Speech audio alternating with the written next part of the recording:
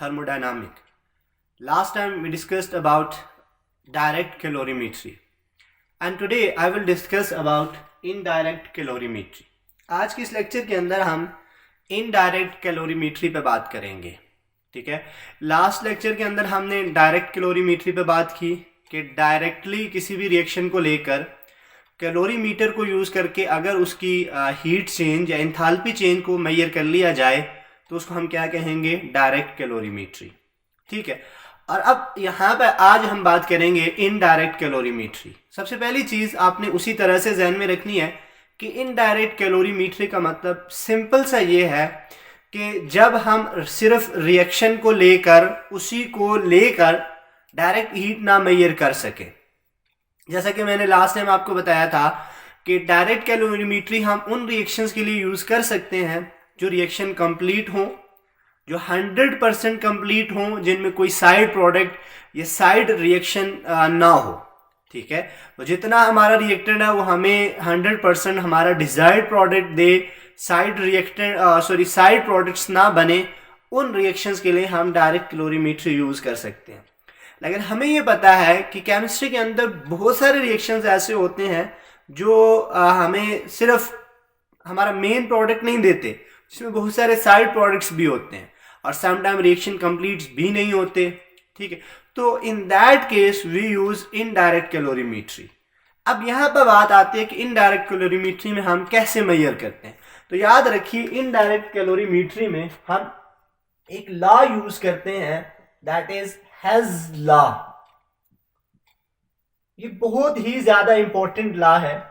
इस लॉ को आपने अंडरस्टैंड करना है. ये बहुत सारे क्वेश्चंस में यूज होता है, बहुत सारे न्यूमेरिकल्स इससे सॉल्व किए जाते हैं. बहुत इंपॉर्टेंट इसकी एप्लीकेशन है. ठीक है, तो सबसे पहली चीज, हैज लॉ हमें क्या इंफॉर्मेशन देता है.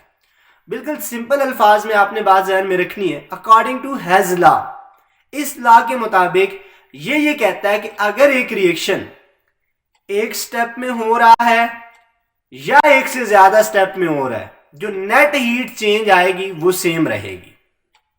याद रखें, देखें हम क्या कहेंगे. According to this law, amount of heat evolve or absorb during a reaction will be same whether that reaction takes place in single step or in multiple steps. ये बात ये लॉ कहता है कि अगर एक रिएक्शन एक स्टेप में हो रहा है या मल्टीपल स्टेप में हो रहा है, एनर्जी या हीट चेंज क्या रहेगी, सेम रहेगी. इसका मतलब क्या हुआ, उसी तरह से कि जो एनर्जी चेंज आ रही है या हीट चेंज आ रही है वो डिपेंड कर रही है सिस्टम की इनिशियल कंडीशन पे और फाइनल कंडीशन पे. देखें, फॉर एग्जांपल लेट्स सपोज हमारे पास एक रिएक्टेंट है ए. ये डायरेक्टली एक ही रिएक्शन के जरिए हमारे प्रोडक्ट में चेंज हो जाता है बी में, और हम कहते हैं कि इस रिएक्शन के दौरान जो चेंज इन हीट या एंथैल्पी चेंज आती है that is equal two plus Q. यानी कि ए का बी में जाने के दौरान जो अमाउंट ऑफ हीट एब्जॉर्ब हो रही है दैट इज प्लस क्यू, और ये रिएक्शन हो रहा है एक स्टेप में. अब हम कहते हैं कि अगर यही रिएक्टेंट मल्टीपल स्टेप्स से होते हुए प्रोडक्ट में चेंज हो, तो फिर देखें फॉर एग्जांपल लेट्स सपोज ये ए फर्स्ट चेंज हो जाता है सी में, और ए का सी में जाने के लिए जो हीट एब्जॉर्ब होती है दैट इज प्लस Q1. फिर ये सी से चेंज होता है किसमें, डी में, और सी का डी में जाने के लिए जो हीट एब्जॉर्ब होगी हम उसे कह देते हैं प्लस Q2, ठीक है। और ये फिर D चेंज हो जाता है किस में, B में, और इसके दौरान जो हीट चेंज आ रही है दैट इज प्लस Q3। अब लॉ ये कहता है कि चाहे ए एक ही स्टेप के थ्रू बी में जाए या मुख्तलिफ स्टेप्स के थ्रू बी में जाए, जो चेंज आएगी हीट में वो दोनों केसेस में क्या होनी है, बराबर होनी है। तो हम क्या कह सकते हैं, Q1 plus Q2 plus Q3 must be equal two plus Q। This is has law. ये क्या चीज है, this is what, this is has law, कि अगर हमारा रिएक्शन एक स्टेप के थ्रू प्रोसीड हो रहा है या मल्टीपल स्टेप्स के थ्रू प्रोसीड हो रहा है, जो हीट चेंज आनी है या जो एनर्जी चेंज आनी है वो क्या रहेगी, सेम रहेगी।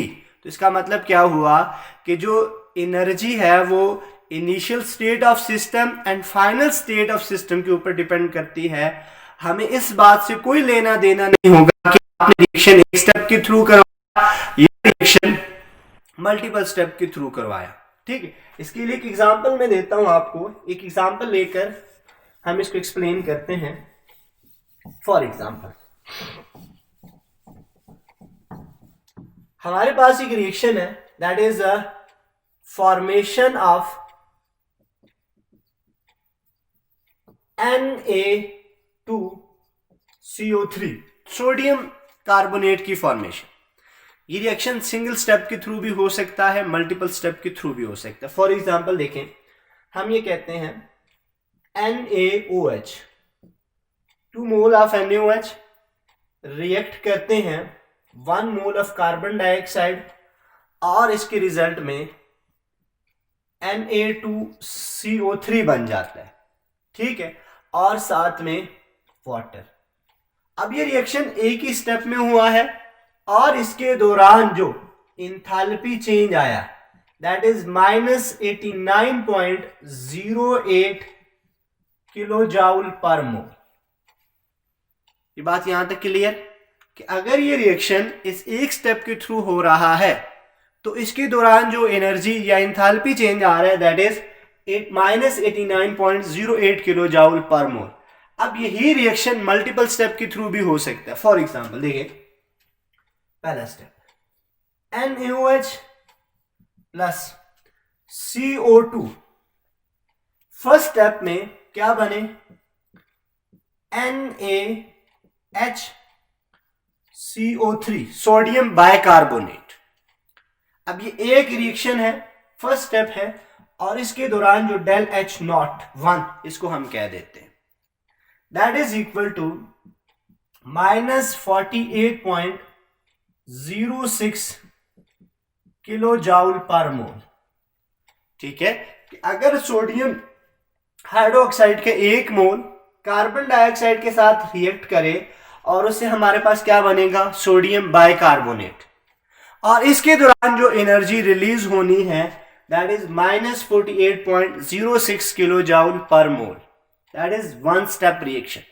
और दूसरा स्टेप इसका अगर आप देखें तो यही है, अब NaHCO3 सोडियम बाइकार्बोनेट, इसको हम रिएक्ट करवाएं NaOH के साथ, अगेन क्या बनेगा, Na2CO3H2O। अब ये हमारा यही प्रोडक्ट है, लेकिन इस स्टेप के थ्रू जो एनर्जी डेल H नॉट 2 जो रिलीज होगी that is -41.02 kilo joule per mole, ठीक हो गया। तो अब अकॉर्डिंग टू हेज लॉ, अगर हम हेज लॉ की बात करें तो हेज लॉ क्या कह रहा है कि यही प्रोडक्ट, यही रिएक्शन यहां पर 2 स्टेप में हो रहा है और यहां पर 1 स्टेप में हो रहा है, तो दोनों की एनर्जी क्या होनी चाहिए, सेम होनी चाहिए। तो अगर मैं ये कहूं del H naught should be equal to del H1 plus del H2, और आपके सामने है डेल H नॉट मैंने लिखा था -89.08 किलो जाउल पर मोल, और आपको यहां पर पता है del H1 -48.06 0.06 kilo joule per मोल प्लस, अब प्लस माइनस माइनस हो जाएगा, माइनस 41.02 किलो जाउल पर मोल।